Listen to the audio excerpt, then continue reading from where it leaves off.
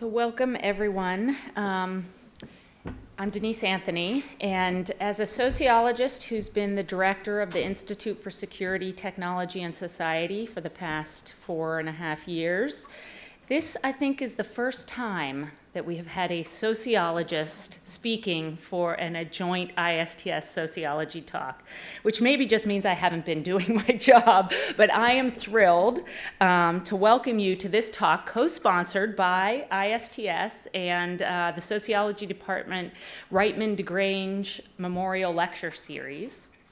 And it is so fitting that we have a person like Christena Nippert-Eng here for that, for this talk today. Christena is the chair and associate professor of sociology at the Illinois Institute of Technology. And today she's going to be talking about her work on privacy, primarily from her wonderful book, Islands of Privacy, that was published in 2010, Chicago, I think, University of Chicago Press. This book was funded by an Intel research grant, and what I just learned is Christena was the first recipient by a non-computer scientist or natural scientist for an Intel grant. So that also seems very fitting. She's also going to talk about some of her new work on privacy today. So, and the book, Islands of Privacy, which I highly recommend, has received a lot of praise since it was published not just by academics, but also in the popular press, in the New York Times, Wall Street Journal, NPR, all that kind of thing. And her work, more generally, covers technology as well as other kinds of design and use and the behavior around objects of all kinds. She's published in the International Journal of Design, in the journal Space and Culture. And she's also the author of the 1996 book, Home and Work, Negotiating Boundaries Through Everyday Life. So please join me in welcoming Christena Nippert-Eng.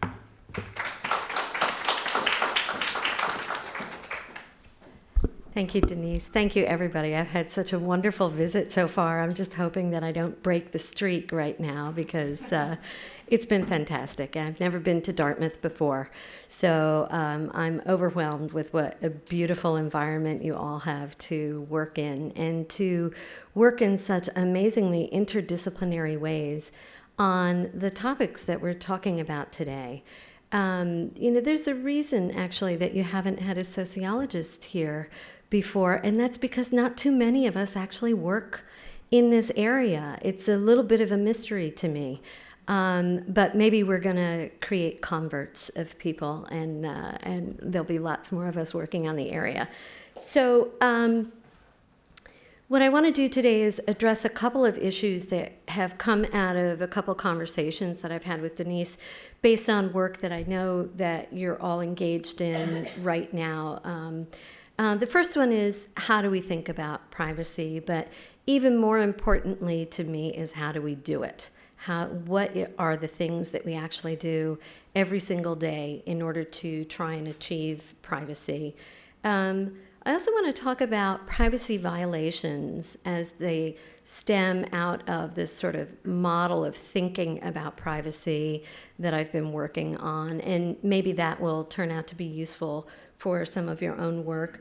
And then finally finish up today by talking about this broader issue of how, as a sociologist, if I look at technology, it's often such a great entry point for me to understand bigger things that sociologists are interested in, and that wrap back into these insights on privacy that are so important to us these days.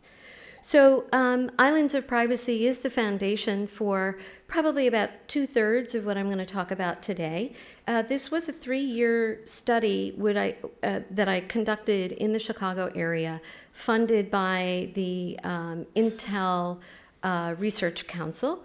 It included ethnographic observations. It included tons and tons of archival and historical research, content analysis of print media. If we have time, I might show you one slide from that, and newspaper articles on the coverage of privacy in the top 4 newspapers in the country. And then mostly what I'm going to focus on today are these 74 formal interviews. And that's not a typo there. These interviews were between 1.5 hours long was the shortest, and 17 hours long was the longest. I assure you I did not trap them in a room for all 17 hours. These were done in multiple sessions of multiple hours each time. And typically what would happen was I had developed a sort of a modular approach to my interview questionnaire. And I would target one aspect of the study to talk to a given person. And then, we'd sort of get to the 1.5 hour, 2 hour mark, and I'd say, oh, thank you so much. I know this is what you agreed to. We should bring this to a close now. And they would say things like, it looks like you have more questions. And I would say, oh boy, do I have more questions. They say, well, that's okay. Let's just keep going. Let's keep going. And secretaries would be coming in and out, and small children would start crying, and dogs would be dancing in the hallway, waiting to be let out. And okay, maybe you should come back again. And it was just this repetition. Most interviews lasted between 8 and 9 hours in length. And I have cabinets full of the transcription from these things. I think the thing that really meant to me as I was going ahead was not only did I have to hire some help to help do these interviews because I just wasn't getting through the numbers I thought I would be, and that I was glad I had a really big budget for transcription. But it also meant that privacy was something that was hugely important to people. They really, really, really wanted to talk about it, and to talk about it in ways that we don't often get to hear about, maybe in the media or in other places. So one of the things that I did early on in the interview is just sort of a warm-up question, was to ask people, what does privacy mean to you? And I asked that question of 57 people. And out of those 57 responses, we got multiple answers about what privacy meant to people. But if you parse that out and you kind of look at it, the overwhelming response that people gave was basically boiled down to the ability or the power to control access to something, a place, a piece of information, to control the dissemination of that thing. The second most popular response was about the condition of being alone or without interruptions, intrusions, or feeling safe and secure, at peace. And the third most popular one had to do with this sort of libertarian response to privacy, which was about decisional privacy. It's about the freedom to live and to do things in the way that you want to without other people restricting you. So one of the reasons that was so interesting to me is that it maps really nicely onto the historical connotations of privacy, which in the United States is this really layered, very rich concept. And it's one of the reasons why when you study privacy, people get a little frustrated because you hear people talking about it in lots of different ways. It has all these different connotations. They're all correct. They're all part of the history of what privacy has meant to us. Whether we go back to the 1600s and we look at privacy as primarily a spatial condition where you're away from people and you achieve privacy by going off, or as you start moving into the 18th and 19th centuries and you start seeing privacy as more of a political thing in which it's the right to say things, it's the right to publish anonymously, it's the sort of additional kinds of more complicated things that lead us into the 20th and the 21st centuries where informational privacy starts to become the name of the game. I will say one other thing about this. The second answer here, the condition of being alone and without others' demands, that might have been the second most popular answer, but it was the most popular answer among working women who were mothers and wives. So I also asked a kind of a warm-up question of what does it mean to you if something is private? And so here we have, again, those sort of layers that go into this. The most popular one, that only one person has access to it, or that it's shared only selectively. The second, it's the thing that's about me. It's about who I am. It's about what I do or what I think. The third is that it's something that we generally agree is not accessible to the people around us. And then finally, we see that it's a thing that is actually inaccessible under legal or professional ethical codes, things like that. It's protected from other people's use. So lots and lots of questions, trying to tease out. Those were just beginning questions to get people thinking in the right way. There were tons of other things that I did to try and understand what does it really mean if something is more private or something is more public to the people who I am talking to. And I should give a little side note. I know that this is published, it's out there. You can always get more about it if you want. For the folks that I'm talking about right now, we're talking about fairly well-educated, fairly well-off people. There were individuals of every race and ethnicity, of every kind of childhood background, people raised in extraordinary poverty, whether it was in the projects of Chicago or in the rural Appalachians, people who were raised in large, extended immigrant families, people raised in single-parent homes, a big cross-section, but they were all at this point when I was talking to them, by virtue of education, fairly well-off people. They were half women, half men. They were largely living with other individuals, with a couple of exceptions. And so these are kinds of answers which I think may differ depending on who it is that you're talking to in the United States. One of the reasons that we need more sociologists doing this, of course, is so that we can do more comparative work and find out, okay, if this is how sort of middle and upper middle class people think about it and do it, how do other individuals engage in privacy as well? In the moment that you're designing for different populations, you really have to be thinking about the different assumptions and different use patterns that might be underlying the daily lives of those populations. So, at any rate, one thing I wanted to do, if you do interview work at all, one of the challenges is to try to find ways to get people to loosen up and talk about what you want them to talk about. And one thing that works really well in getting people to talk is to give them things in their hands to talk about, manipulables. And so one thing that everybody generally had with them at the time of the interview was a wallet and or a purse. Sometimes they would have a backpack with them if they carried that with them everywhere. So I would ask if it's okay if we took a tour through the contents of their wallets and their purses. And I asked them to make two piles out of the things that they had with them. One which was more private and one which was more public, and then to explain to me why they put the things that they did in the places that they did. So here is an example of the kinds of responses that I would get to that. Okay, here will be my private pile, this one person said. Okay, on the back of this card, I have the home address and work number of one of my coworkers.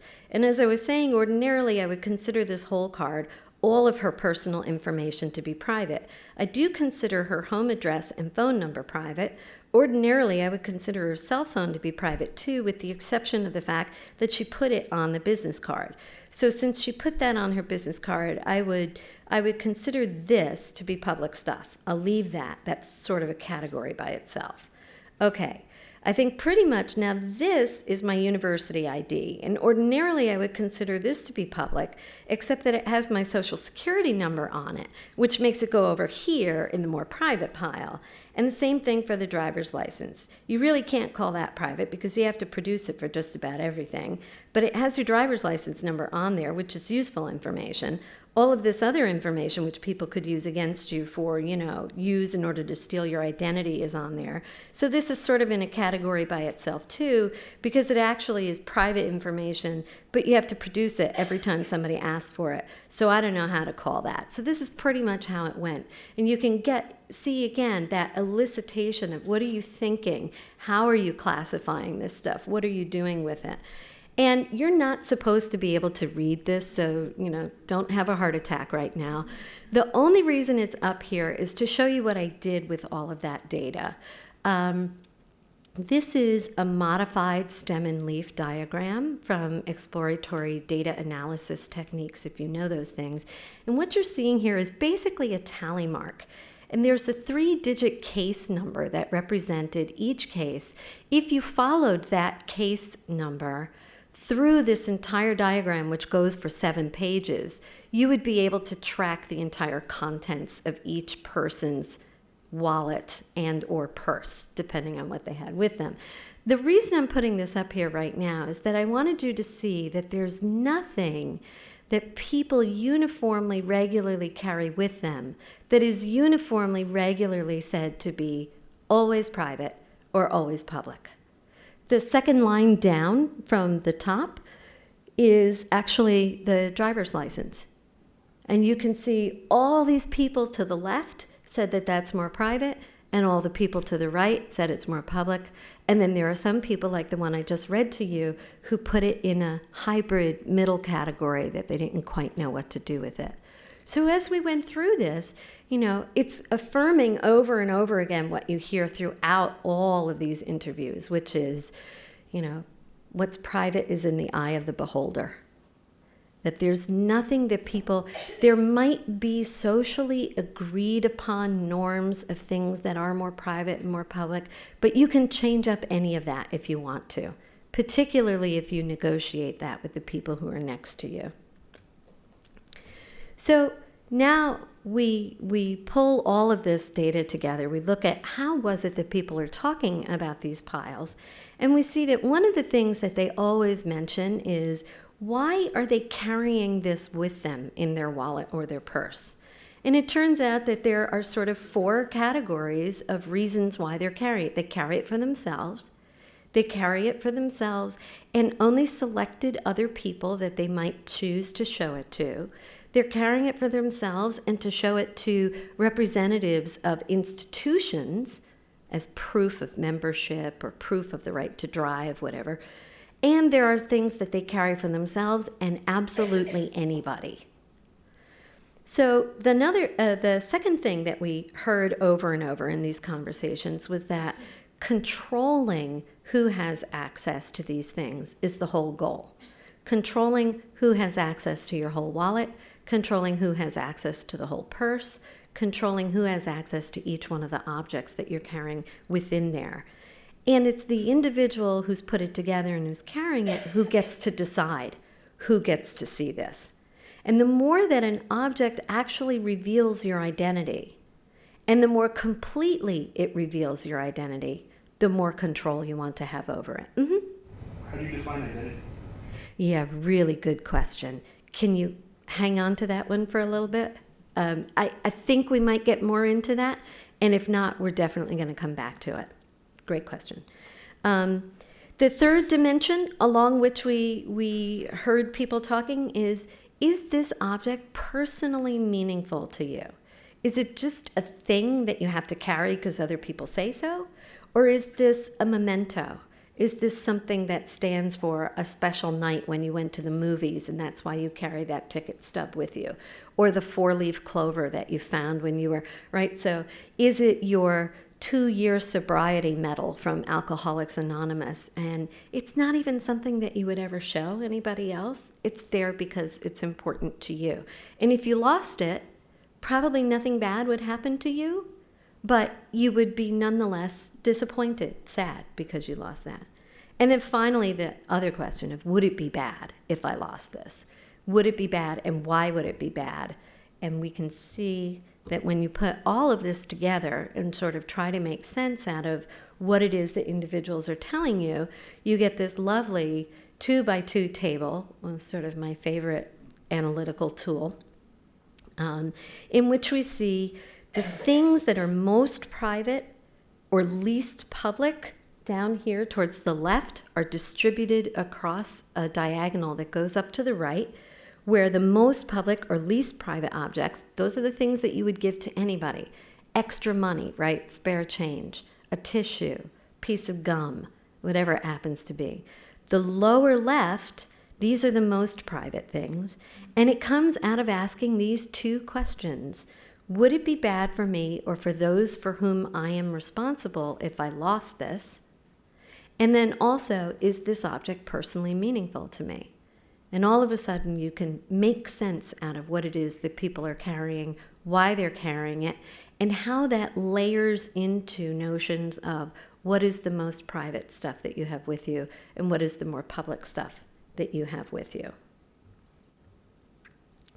So when you share these on sort of a need-to-know basis, which is what people do with what's in their wallets and their purses, you can see that we carry these things in order to help us address two problems, I think, that are quite pervasive in everyday life for those of us living in modern society right now. One of them is the individual burden of publicity that is proving to other people who you are, what your identity is, your right to access or do something, your right to use this credit card, whatever it happens to be. And then also what may be an increasingly individual burden of privacy, of maintaining and protecting your privacy. Wallets and purses then are things that give us this idea that are consonant with the notion of privacy and publicity being two endpoints on one of these Weberian ideal typical continua for the sociologists in the room, in which the notion of privacy and publicity are focused on accessibility, inaccessibility, semiotically inversely connected. And what that means is that you have at one end of the continuum a condition of pure accessibility, the other end a condition of pure inaccessibility. And so private things in their pure state are those which are completely inaccessible. Public things are those which are completely accessible. As Weber taught us, as Weber, one of our fathers, taught us, we genuflect appropriately, these are ideal types. They're good for thinking with. They don't describe reality. Instead, reality is distributed across this continuum. Reality is always a little bit of one of these things and a lot more of the other. Or sometimes it's a real hybrid, which is somewhere in between. So we think about classifying things that are more private, things that are more public, as sliding across this continuum. And that is actually a much more fruitful way of describing what it is that my respondents, anyway, think of when they're talking about it's not a digital world where things are either private or public. Things are more private, more public, and they're more private or more public given the relationship that somebody has with another individual who might have access to this. More on that in just a minute. So that leaves us with this problem of how do we actually try to achieve privacy? And the thing that came up over and over again is this notion of selective concealment and disclosure. Selectivity about accessibility in general. Today I'm going to talk about concealment and disclosure because certainly the Institute is more interested in information, and so my examples are going to focus primarily on information today. So selective concealment and disclosure of information. And I have a couple of examples for you that I just want to read a couple of stories to kind of put your head in the right place of the sorts of behaviors that folks are engaged in as they're doing this. So this is from a 41-year-old community activist talking about how she manages her trash. And there are things that you don't care about and you just throw away. And then there are things that you care about a lot and that you do much more complicated things with. So she says, if I buy something, I have it delivered to my sister's house. I have it delivered at her house, take it out of the box, leave it at her house, and get a bag and take it home. I even burn stuff. I put it on the grill and burn it. What gets burned, I ask? Credit card bills, old credit card statements, my medicine refills. You know, they give you the little pamphlets. I burn those. Light bills, gas bills, I burn everything. If I don't shred it, I have even shredded it and then burned it. Because it shreds a certain way, and if you get so many pages, you can put it back together. I did that too, to see. I just shredded a whole lot of paper in different colors, and it's easy to put it back together if you have the time. But that was just something I wanted to see if it could be done, and I did it. So then I started burning it. I put stuff in another trash bag and then another trash bag and tie it up and put some water in it. I did that one last night. I was shredding some of my pamphlets from the doctor. I shredded them, I tore them up, and then I put it in a bag, put it in the sink, let water sit in there, swish it around, and I finally drained the water and threw it in the garbage. By the way, important footnote, this woman does not have OCD. This is a woman who was raised in the projects in Chicago, where absolutely everybody knows your business. The people you live with, the social workers who are coming in on you, everything you do, the state is, she's not OCD. There's a good reason that she does the things that she does. And that's, I think, a very important lesson for us to remember as social scientists who are studying privacy, is that people have reasons for doing the things that they do. Even if they're not consistent with their reasons, they've got reasons for it. So here's another, I'll skip over to this one. Here's a 40-year-old woman discussing what you do and don't tell your doctors, because medical insurance companies will find out whatever becomes part of your written record. You have to be very careful about what you tell doctors and in what confidence, and how you tell them what information that they need to know. We've gotten very good at saying, all right, this is the information and you cannot lay it down. I will not tell it to you until you promise not to write it down. And usually doctors are incredibly sympathetic. They're extremely cooperative and very sympathetic, and they won't write something down on your medical record if you tell them that you don't want it. I was denied insurance for years for a history of depression. And I'm still on medication after 10 years, and there's not one paper trail that says I am being treated for this. I even go to a different pharmacy to fill my prescriptions for that, and medication that my insurance company does not know about. I started going to a separate pharmacy. Selective concealment and disclosure. And then the final story that I'll share with you, with apologies to the men in the room who are going to be made uncomfortable just even thinking about this story.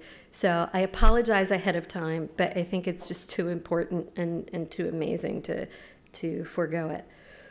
This is from a 28-year-old gay man who's reflecting on an incident that resulted in two distinct violations of his privacy. The first, when he wound up in the hospital because of some very private activity, and the second, when a friend didn't respect his desire to keep that story private. When I was a kid and I had just started masturbating, I had an accident, and I actually had to go to the hospital. I lost a testicle, and because it twisted and the blood circulation got cut off. It was bad news, and I was mortified. And I was so mortified, of course, that I didn't tell my parents what I was doing, because I was like 12 or 13, so I lied to them about what I was doing at the time. And I remember, like, at some point during the whole thing, my mother gave me this little talk about how, this was private, and I didn't have to tell anybody. And sorry, go away. How do I make it go away? I'm making it worse. Thank you. My mother gave me this little talk about how, this was private and I didn't have to tell anybody. And and you don't even have to tell your wife when you have one. And I thought, okay. I think I sort of took that to heart.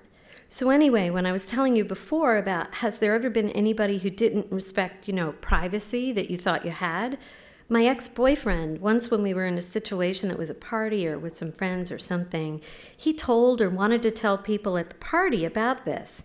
And I was so angry at him because I just felt like, yeah. So this is one of the lessons I've learned about privacy, that you have a right to keep things private if you want to, certain things, and that other people should respect that. That's all what my mother taught me. I love stories like that. So for these participants, good privacy exists when the things an individual wants to be private are as private as she or he wants them to be. It's that simple. Whether it's your body, a part of your body, a thought, a behavior, any of these things that we write about in privacy circles, it's when it's as private as I want, That's good privacy. Talk about a policymaker nightmare, you know. How are you supposed to design for that when it's so subjective, when it's so shifting sands underneath you? So what could we do about that? Well, one thing I wanted to do then was understand more about violations of privacy.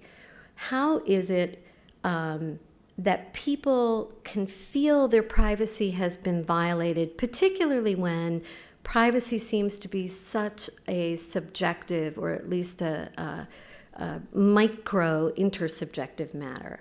So a violation of privacy occurs when you have not been able to selectively conceal and reveal, to control access in the way that you want to.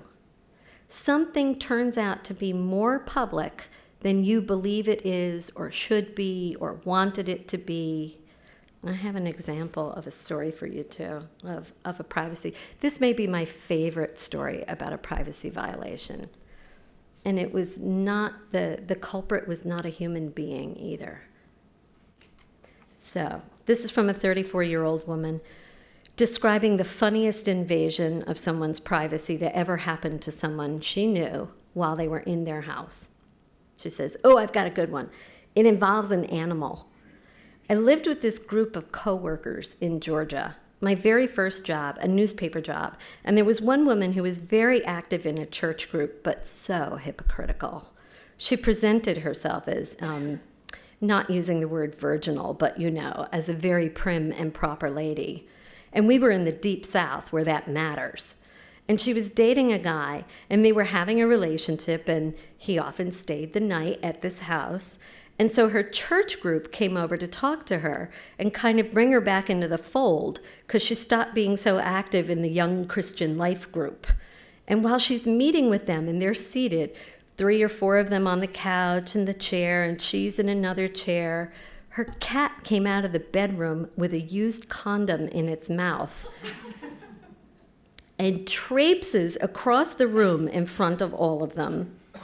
You know, I kind of think it's all karma, she says.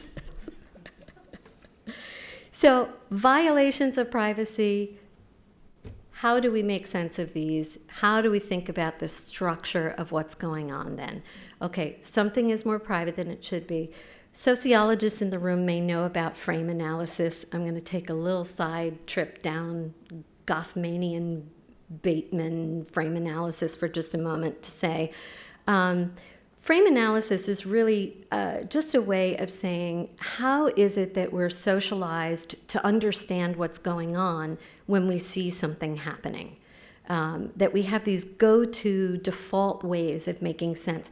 If somebody walked into the door of this room right now, probably they would look in here and go, oh my God, there's a talk going on. And it would either be, whoops, I'm in the wrong place, or gee, maybe I'll go in, but they would know just by looking at what was happening, the framing of what's going on in here, everything would tell them, oh, that's a talk going on.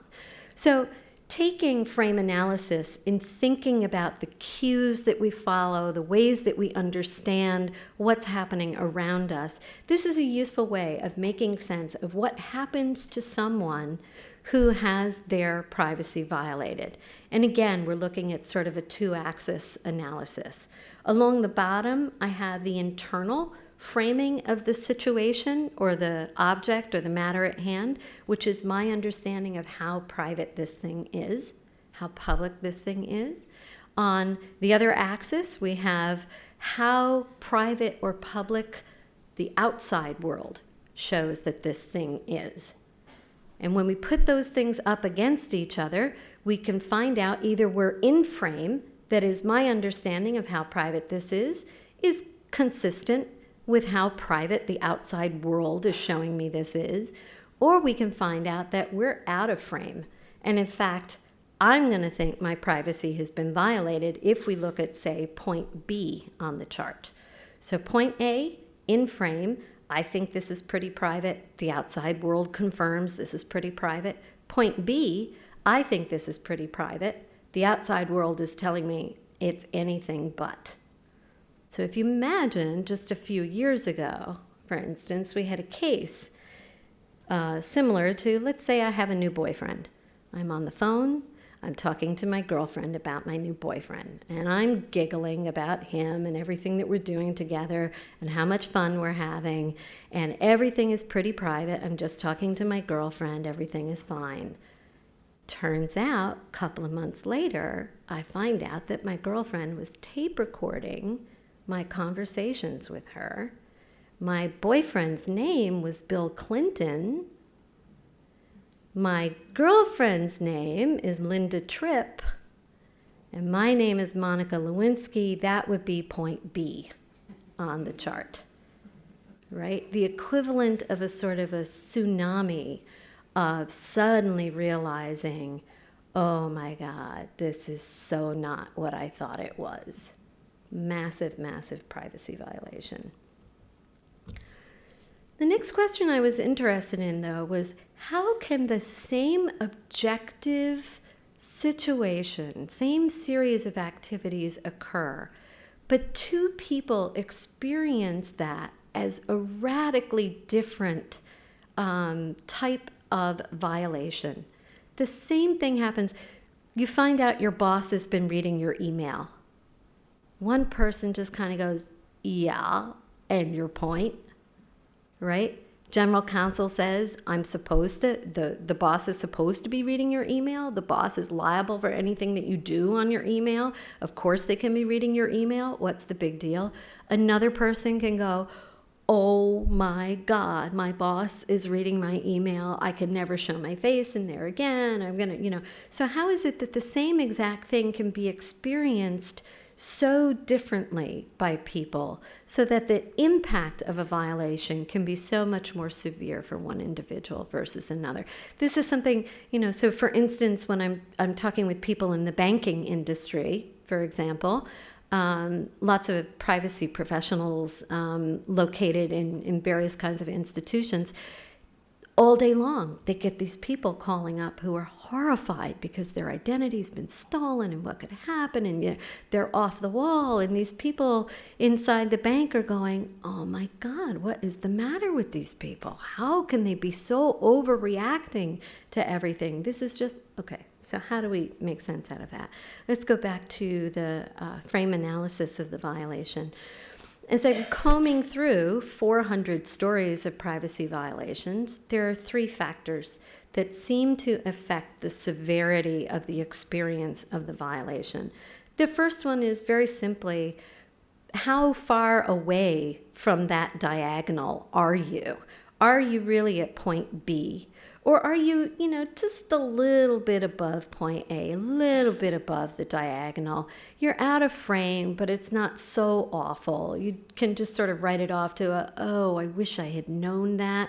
Okay, now I know it, and going forward, I'm going to change what I'm going to do. Or is it a really, really radically different revelation of how private you thought things were? So that's one.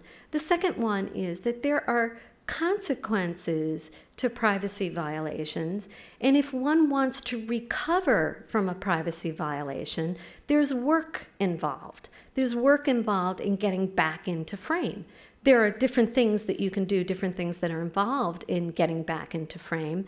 Some of them are very practical things that you have to do.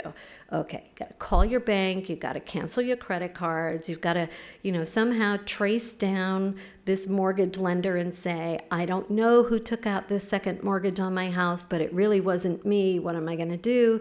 No, I did not just have my appendix out.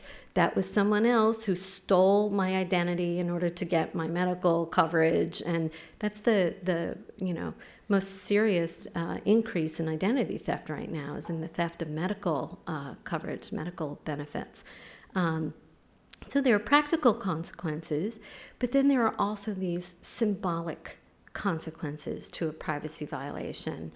And here I do refer to Jack Katz's work on emotions, if any of you happen to know his work out of UCLA. And what Jack is interested in are what are the circumstances that lead to these spontaneous, strong, undeniable emotional responses in people. One of the things he looks at, for instance, is road rage. Why is it that some people get cut off on the freeway and you go, idiot, you move the steering wheel and you keep on with your day? Other people get cut off on the freeway and they are going to chase that person down. They're going to run them off the road. Maybe they've got a gun in the glove and they're going to take that out and shoot, a warning shot across the bow. Who knows? What is it that's resulting in these radically different responses that people have? He looks at instances of hysterical laughter, hysterical crying, whatever it happens to be.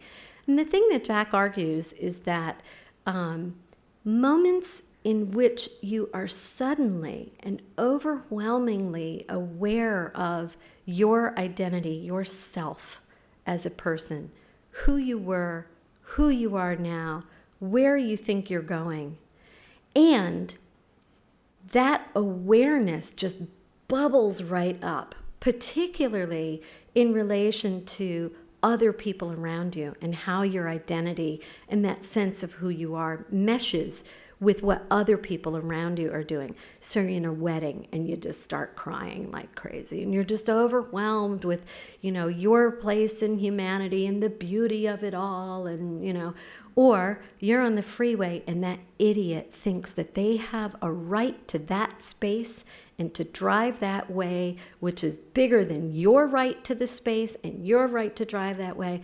All of this all comes bubbling up. Well, the symbolic consequences of a privacy violation are kind of like that. You can either just kind of shrug and go, ugh, all right, people are out there, they're scraping away for whatever data they can get from, some identity theft ring. The one that got me once was down in Tennessee, of all places. Or you can be absolutely outraged over what that means and devastated by the thought that someone could do this to you and what does that mean about you as a person. So the symbolic consequences of a privacy violation can also make it more or less difficult, more or less severe in your response to it.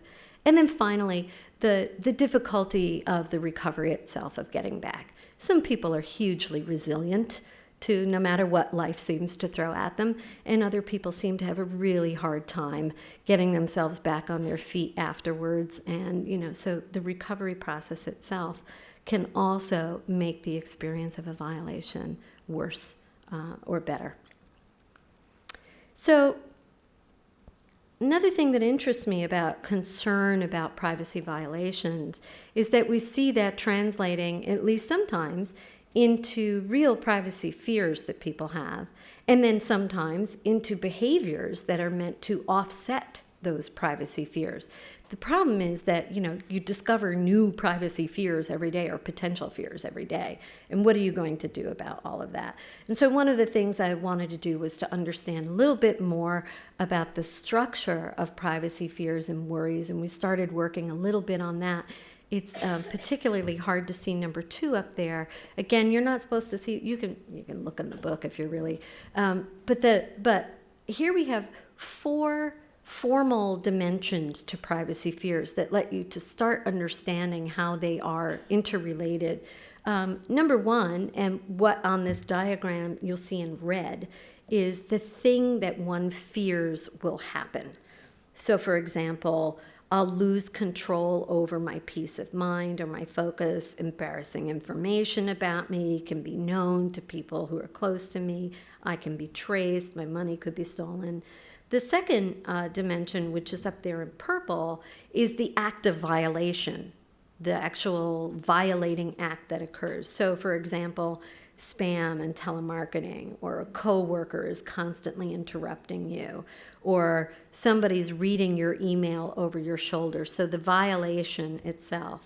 The thing that's up here in blue, the third dimension, is the information or the item which is lost or uncovered, which you have lost control over access to.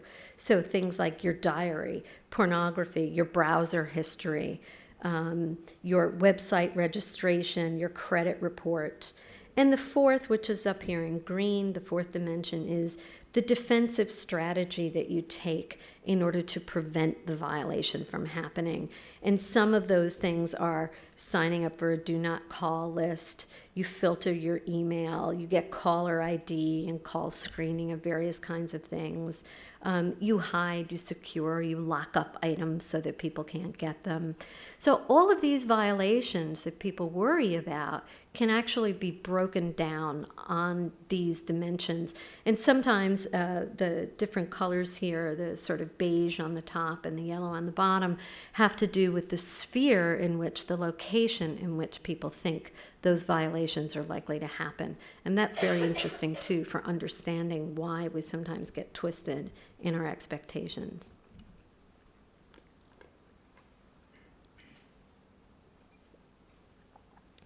One of the interesting things that I discovered was that not only are not all privacy fears serious, but even the serious ones don't always cause us to change our behaviors so that we can actually prevent them from happening. So I became interested in this question of, when does privacy really matter to us? When is it so important to us that we're actually likely to change what we do or to think about it in a different way? What kinds of clues can we come up with for understanding how different populations might be thinking about privacy? Because it might really matter to them for certain things, and it would matter to other people for other things. So a very early paper that I did on this back in 2005, we were looking at newspaper coverage of privacy, and I happened to take these 4 largest distribution newspapers and just do a very, very simple search for every article that mentioned the word privacy and every article that also mentioned the word technology. And the shape of this curve actually matches directly onto the shape of the curve for newspaper coverage of privacy in general. But here you can see that there are times in which at least the people who are writing our newspaper articles are more interested in privacy. The privacy really matters to them at more times than at others. And I hope that you're able to see on this the largest peak of coverage up there, which occurred in 1 month. That was actually October of 2001. And then it immediately dropped off again. So certain things, and when you break this down, there are certain stories, there are certain newsworthy events that actually focus our attention on privacy in very interesting ways. And certainly 9/11 and the Twin Towers focused our attention on privacy and technology in a big way. As you can imagine, all of a sudden everybody was talking about all kinds of security measures and the trade-off that a lot of people thought we needed to make between security and privacy and the role that technology could play in that. But this past year, I started work on a book on privacy socialization, how it is that we learn to think about privacy in these ways. And so in March and April, I conducted 18 interviews on the subject of technology and privacy within the context of the family. And these interviews were only between 1.5 hours and 3.5 hours long.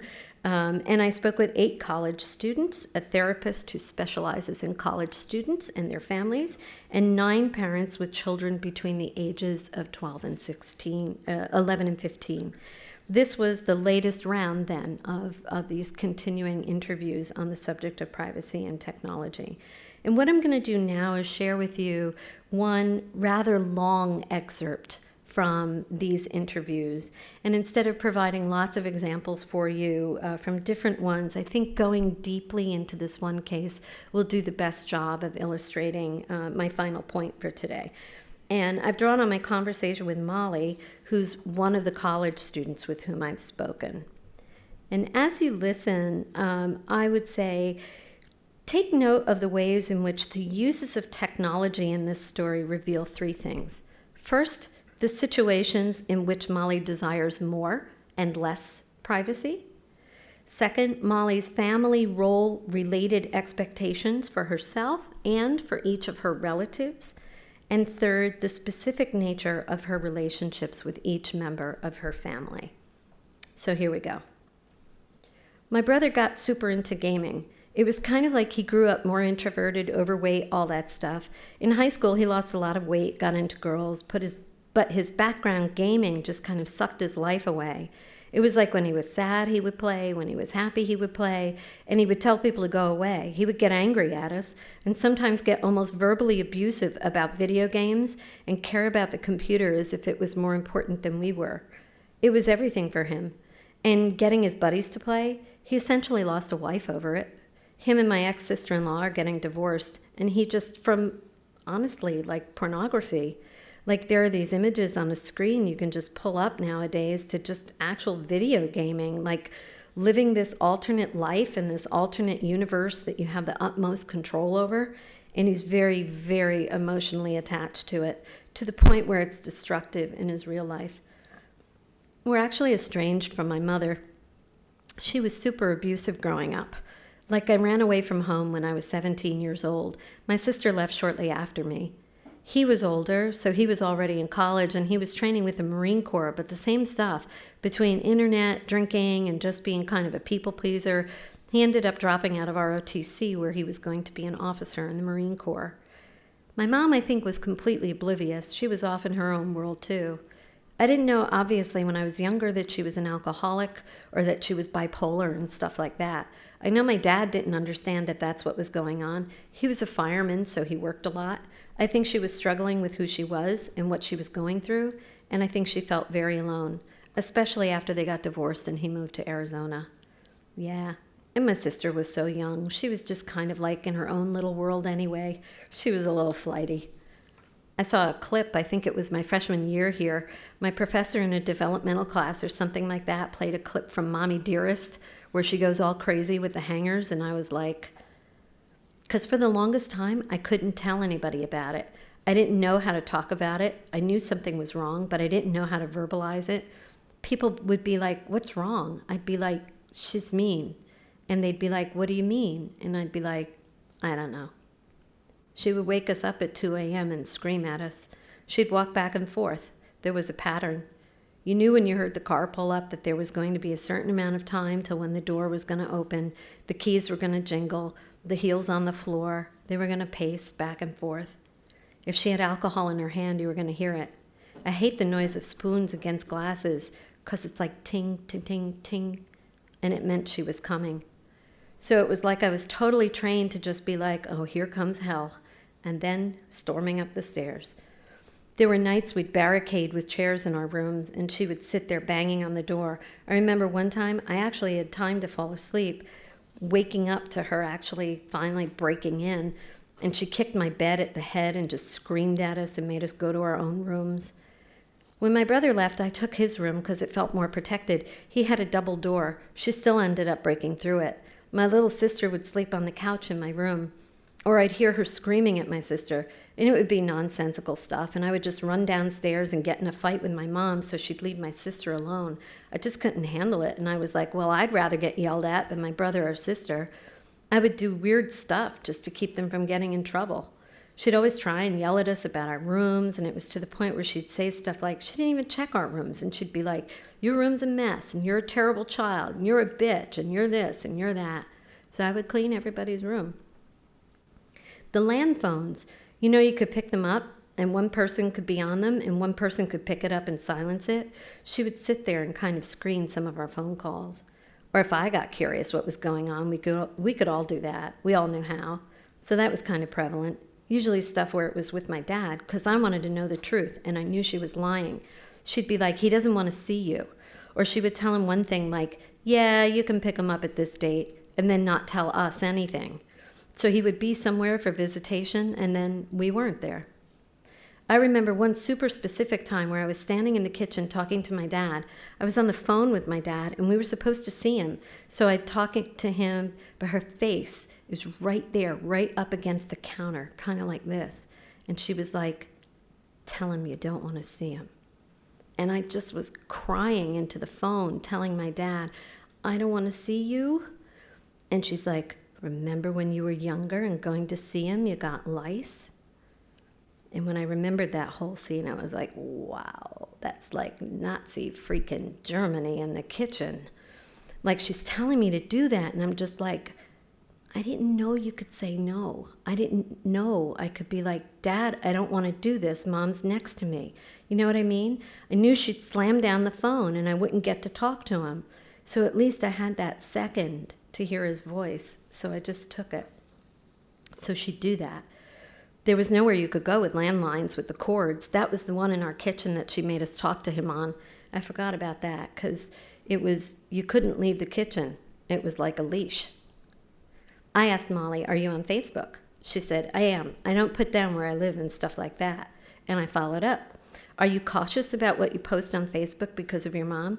Yeah, I'd blocked her. And she tried to friend my sister and I under different names. And I would be like, nope, that's Linda. Like, I know exactly who that is. I was in class at one point, and I just happened to be daydreaming during this lecture, and I look out, and this woman walked by. And I was like, that was my mother. And I was sitting next to the guy in charge of the program, so I wrote on a sheet of paper, hey, my mother, who I haven't seen in like 2 years, just walked by outside. She's pretty dramatic, so I don't know if she's about to pull something. I got to leave the room for a minute. And he was like, yeah, if you need anything. I got pissed. And I walked out and I walked over and I said, what are you doing here? Like, number one, how do you know what school I'm going to? Number two, why do you know where my classroom is? And she would just sit there and cry and just act really helpless. And it's like, what do you want from me? I'm in class right now, and you just completely intruded on my privacy, completely. She got my cell phone number. Like, where did she get my cell phone number? I had an iPhone. And so then I popped back down to one of these bad boys where you can only text, and you can only call, and you only get voicemails. I don't go on the internet on here. I don't do anything. You are not going to contact me like that. I will not be that available for you. I am not your bitch. So I just went Stone Age on the cell phone. I asked, how often are you in touch with your sister? And Molly said, ooh, like pretty much every other day. She goes to college on the north side, but she comes down here on the weekends to hang out with me and my friends. So she'll come and she'll say hi, and I'll give her a kiss, and she'll go hang out. I asked, and how are you in touch in between? Is it texting on a cell phone, email, Facebook? Oh yeah, Facebook, all of it. We'll send each other funny videos. We'll text each other funny clips throughout the day. It'll be like an I love you, what you did made me cry, or this thing happened, and we leave each other voicemails. Yeah, the internet's great when you want to talk to the person. Absolutely. Okay, so Molly's family might be pretty unique. What's not unique is how their uses of technology and their concerns with privacy directly reflect their expectations of each other and their relationships.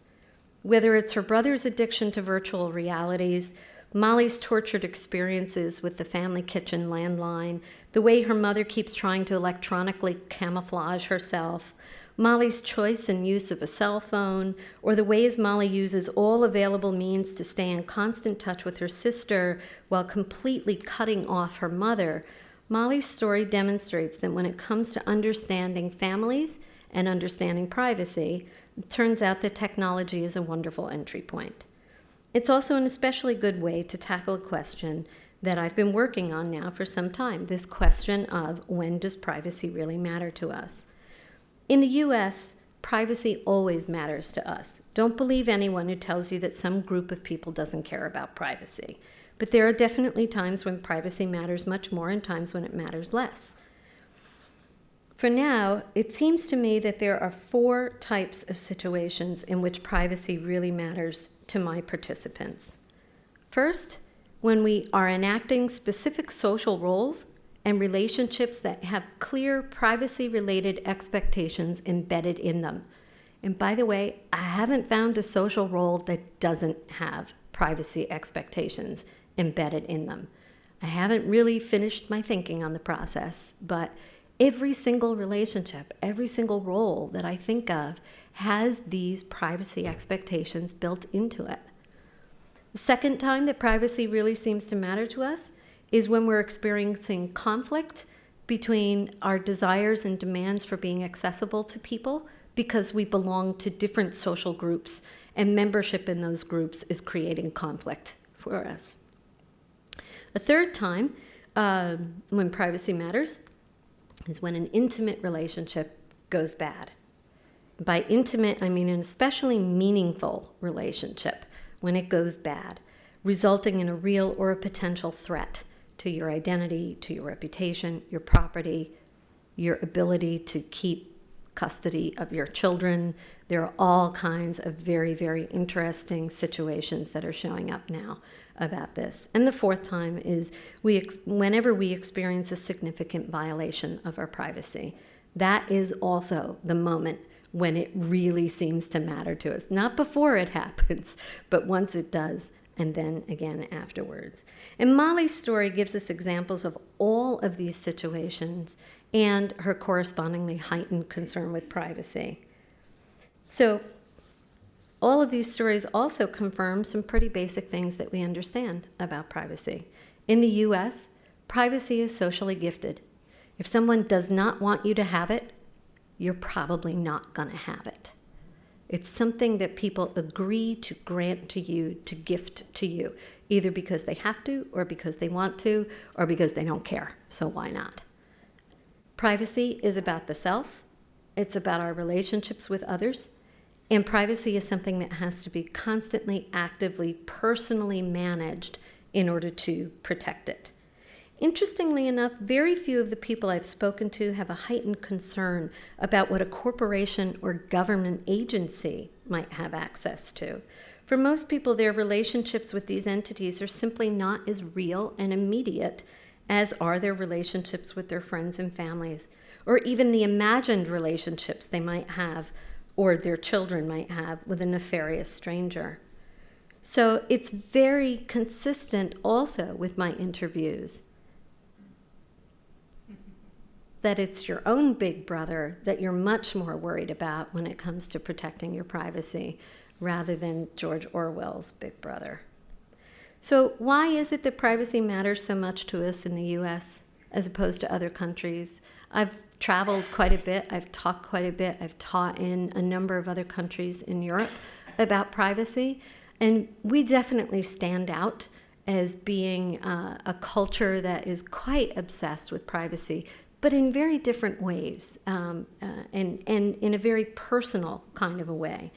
And I think that one of the reasons for that is because privacy is a response to a fundamental tension that we have in our society that doesn't necessarily exist in other societies. And it's a tension which is at the heart of sociology, which is, again, one of the reasons why I'm so interested that so few of us actually work on this. And it's that tension between, on the one hand, the desire for individuation, the right to be a free, autonomous, differentiated entity unconstrained by others. And then on the other hand, we also have this equally strong desire to be a member of social units, to be fully engaged and important and a meaningful member to other social groups around us. And in the US especially, we have this remarkable emphasis on individualism, which means that that one side of the scale, which might not be weighted so heavily in other cultures, really means that we're constantly depending on privacy to maintain appropriate relationships between ourselves and other people. And that's why I think it matters so much to us. I think that's a really good place to stop and to take any kinds of questions that you might have. Yes, how do you define identity? I would actually like to respond to something else. I'm absolutely flabbergasted that you think that the U.S. I'm not criticizing. I'm absolutely flabbergasted that you say the U.S. has a higher respect for privacy or sense of privacy. Not respect, obsession with privacy. So we talk about it a lot more. Our okay, rhetoric. But yet our legislation is completely backwards. And there you go, right? And yes, I'm up there with the Privacy Commissioner of Canada, and you've got this, very sane, very rational approach. You've got the EU that seems to have a very rational approach. These are the sorts of things that you should leave to centralized government agencies to regulate. That's the whole point of having government. But here in the States, we're not really thinking that way at all. We're thinking instead, nope, buyer beware, privacy desirer beware. It's up to you to maintain your own privacy, or to have the good sense to farm it out to institutions that'll look after it for you. do you think there's a sense of, in the slide where you were, Big Brother versus Big Brother, do you think there's a sense that considering the Orwell Big Brother is just way too much to fit in one's head, that it's sort of denial? Well, it's interesting. I was talking about that a little bit earlier with Tim. I think that in older populations and in certain professional circles, Big Brother is very present. Big Brother is actually real. People who are students of history know that Big Brother is real. People who were raised, baby boomers, where Mussolini and Hitler were real for them. It wasn't just history even. So that fascism, people who grew up in Cold War, it's a real thing for them. And so that is a specific threat. It's not just a generalized threat. It is a specific threat to them. Other individuals haven't grown up with that. It's a story that maybe you have to read in high school, or, the reality, what they're worried about, their privacy burden is focused on what gets out on Facebook, who forwards texts from other people. It's a much more specific thing where it's my immediate circle of acquaintances. Oops, time to apply to college. That just got bigger, right? But the idea that Facebook Inc. has all of your information, and that Mark could go in and know you better than anyone else you know, that doesn't bother me. I think the thing that is amazing to me is that even among those who are not just worried about privacy violations from individuals, specific individuals, they're more worried about the government than they are about corporations. And if there's any hole in our system right now of people of places where privacy is not being protected, where it is constantly being intruded and data collected and sold, right? It's corporate America. The other fine line is that legislatively and judicially, there's not good guidance on what Google or Facebook or Microsoft or Yahoo can and cannot release.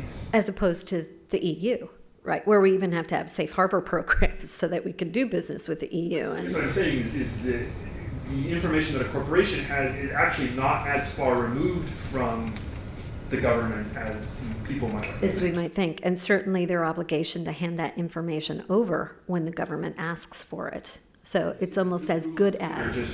Twitter just gave it up for one of the Occupy guys, people. Oh, did they? Yeah. And Google's refusing to take down the incline list. Yeah. Anyway, I'll shut up now.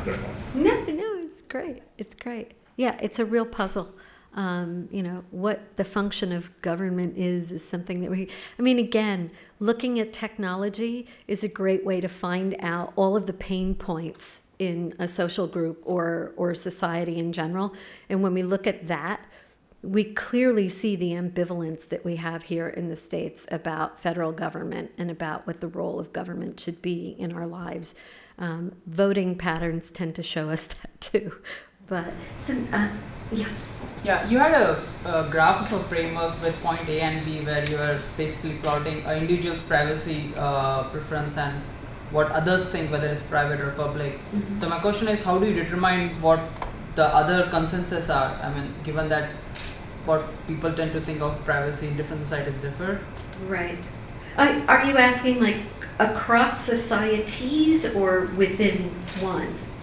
No, I'm just, so in that graph you had another point which is top on the y-axis. Yeah. Right. So I'm just determining how to determine actually the y-axis. I think that for me it was very simple. I go through these stories and put them all into a big pot and then read them through over and over and see what happens there. And there's inevitably a moment of revelation in the story when the individual finds out that the amount of privacy that they thought they had, they did not in fact have.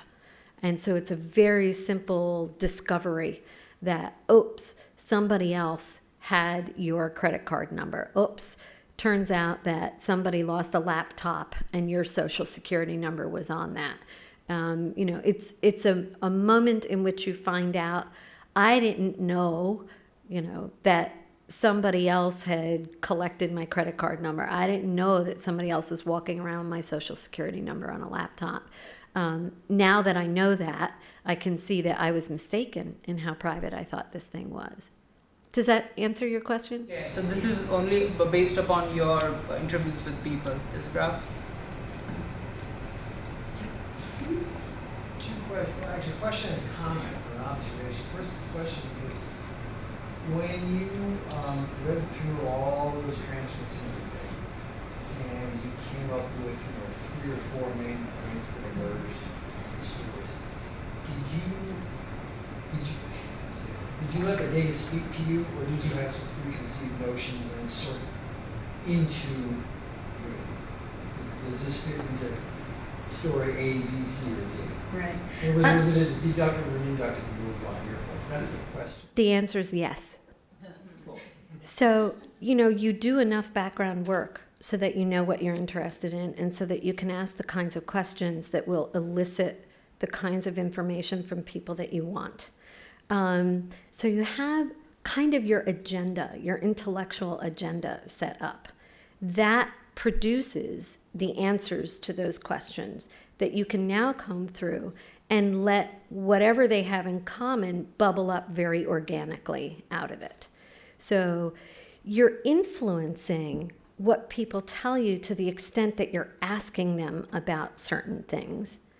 You're certainly sensitive to certain things as you're reading through. That's your lens that you're using as you're reading through these things. But you also try really, really hard. And it's a reason, if you are a qualitative worker, and you can possibly get the money, or you have, the God-given patience to transcribe interviews yourself, which is like, I would pay people so much money if they will just transcribe for me. It's a horrible, horrible job. And in my Art of the Interview class, I make all the students have to transcribe their own interviews. If only they can realize how hard it is to remember 4 words in a sequence, get it exactly right, and how grateful they should always be for any time that they can pay someone to do this for them. So the big thing about having a transcription, at least, is that you really do have your feet held to the fire by what people really said.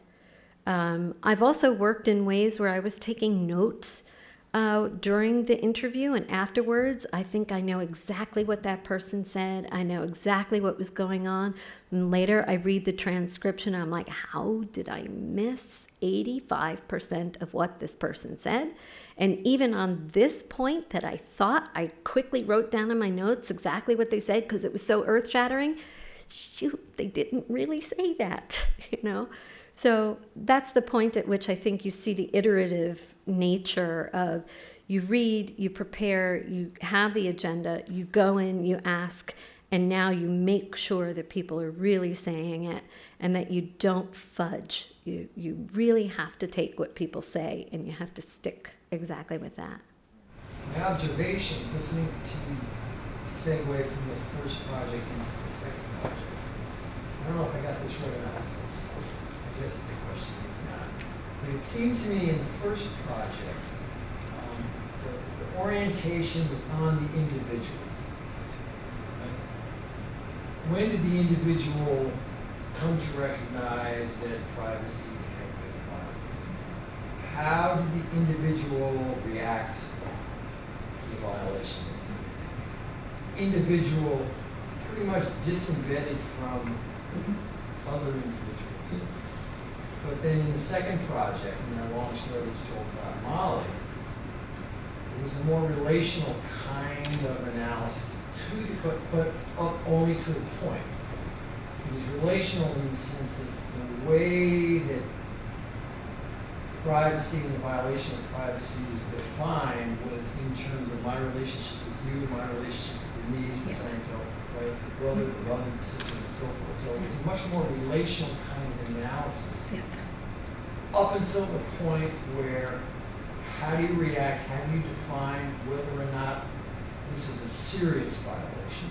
And it seemed to me, reflecting on one of the slides that you had on the first project, that it's important to find out I mean, if my privacy gets violated, the first thing I think I would probably ask myself is, how serious is this? And in order to answer that, I would probably start talking to other people, right? So that my reaction would ultimately be determined by the kind of responses I got from, so that the reaction is also a relational kind of thing. It seemed to be a missing piece in the first project, but it sounds like you're sort of moving in that direction. Am I getting this right? I think it's a little bit of a matter of emphasis of the talk. I think that information is also there with the first project, but I also think you're right in that in the second project, I'm much more interested in foregrounding the relationship and the importance of the interactional context in which this is happening.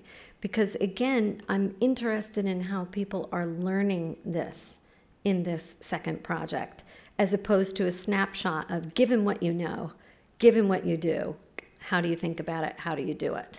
So you're absolutely right. You're right. But aren't the questions you're going to be asking other people, how do I deal with this? Right? I'm Sometimes. The prior See, question, the prior see, question sometimes- is this, I think that my privacy has been violated.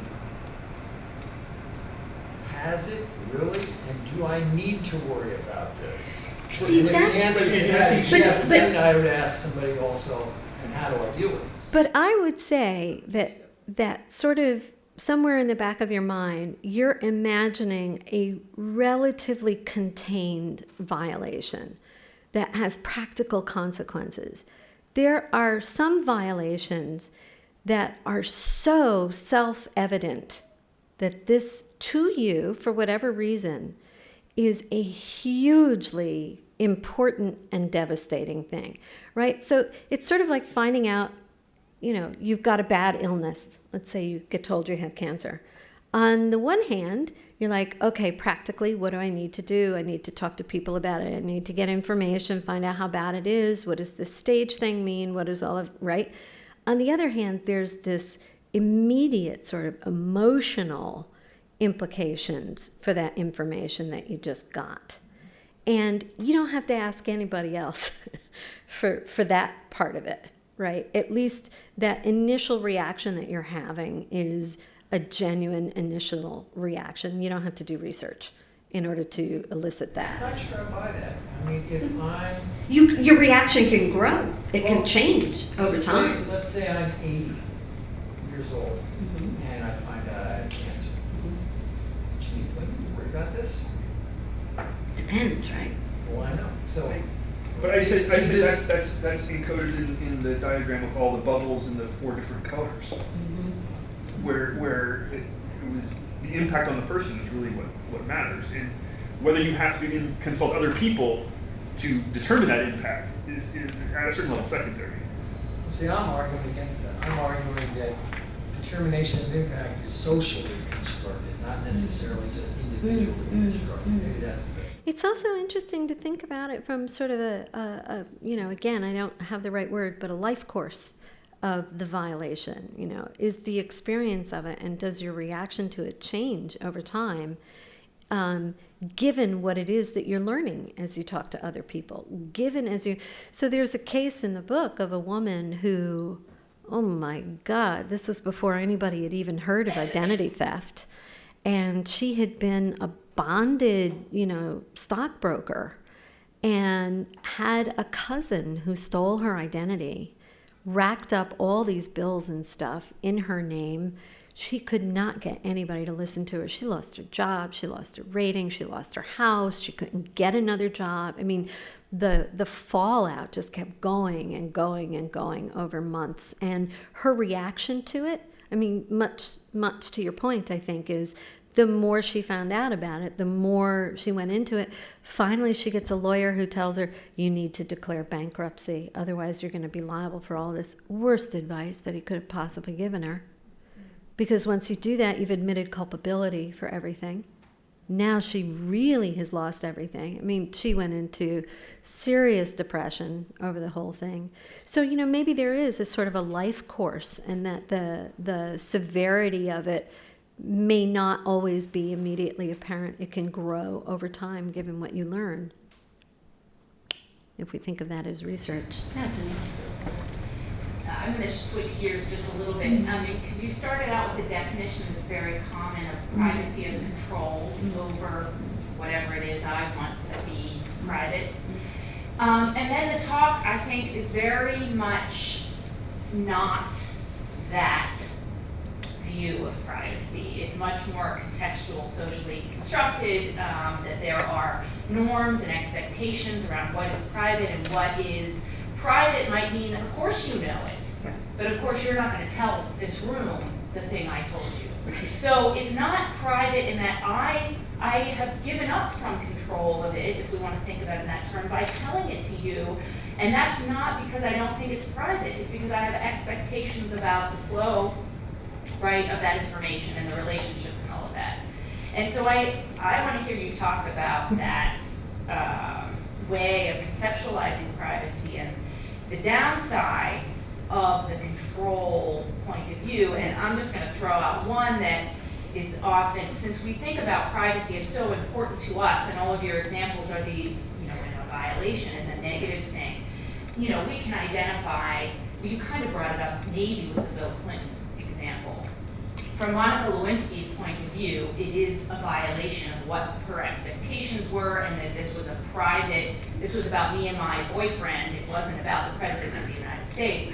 Other people might say, it was the right thing to do, or whatever. Or, I thought of the Penn State example, right? Yeah. Some of the behavior of people, not the main perpetrator, but who learned things, decided that they wanted to protect his privacy. Well, we look at that and are horrified. So this control over what I want to reveal, I think, is problematic or illegal in a whole bunch of ways. So. Yeah. Sort of the first substantive chapter in the book is about secrets and secrecy. And it's about the work associated with secrets of deciding to make a secret, to keep a secret, reveal a secret, or find out other people's secrets. And in there, we have lots of examples of conflict and power struggles over who gets to decide what happens to a piece of information. And certainly one of the things that mediates our understanding of accessibility and personal control is that we sometimes share information with other people, but that does not give them the right to then share that information as well. So one of the first things that you do if you are the recipient of someone else's secret is you ask yourself the question, do you have ownership? If you're tempted to do anything with that information, you have to ask yourself this moral question of, do I own this secret? If you're going to share a secret with someone else, you are somehow in the back of your mind, particularly if it's a very trusted person, you assume they understand you are not handing over ownership of that secret by telling them. They are simply the recipient of the information. They do not have the right to decide what to do with it next. Now, sometimes we have public policy that steps in and says, we're not even going to leave it up to you to make that decision. So in the case, for instance, of child abuse, if you work for the state, if you're a teacher, if you're a librarian, if you're a physician, you are obligated to report any time that you suspect that a child is being subjected to abuse. It's not even your choice. We're not even going to let you say, this is not my information to control. We're going to say, we own it. But I take exception to that, and also to Denise's phraseology of control over privacy. Take exception to what? To the idea that someone in that position is forced to disclose something, is forced to violate someone's privacy. Because no one is ever forced to. It is always a choice. And additionally, there is no such thing as privacy control. If you tell someone, you have no control over that. Do you work in the IT field by any chance? Because you sound exactly like every IT hotshot I interviewed for this study. And I mean that in the most wonderful way, because The very same people who on the one hand would tell me there is no such thing as privacy, the moment you tell anybody anything else, it's out there. That's not quite There's, what I'm saying. okay. What I'm saying is you do not have absolute control over it. There's, if I tell you something that I believe is private and that I implicitly want you not to disseminate, then I am trusting you to a certain extent that you're going to, whenever you're tempted to disclose this information, you're going to err on the side of shutting up. What about when I'm the doctor and I take your blood and I learn something about you that you don't even know? What if you're a Where is that child? information and who controls it, and is that yours? What if you're a child and I take your blood and I realize there's no way this father could be your father? What am I supposed to say?